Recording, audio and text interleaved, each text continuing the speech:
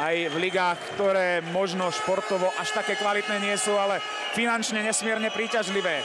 Dušan Milo, ďalší z nitrianských odchovancov v kádri nitrianskeho tímu, 43-ročný obranca, ktorý zdvihne nad hlavu pohár, ktorý premiérovo v tejto sezóne nesie meno Vladimíra Dzurilu.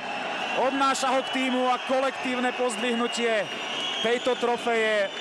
Veľká nitrianská radosť, okamih, na ktorý čakali niektorí hráči márne, niektorí sa tejto chvíle dočkali vo funkcionárskej či trénerskej úlohe, no a niektorí ako Dušan Milo si tento okamih vychutnali ešte v pozícii aktívneho hráča. 43-ročný Dušan Milo, 40-tník Juraj Štefanka už mieria k svojim fanúšikom, k tým pár desiatkam vyvoleným, ktorí určite neľutovali tento dlhý večer, túto dlhú cestu do Banskej Bystrice. Víkend v Nitre bude celkom určite dlhý, naplnený majstrovskými oslavami.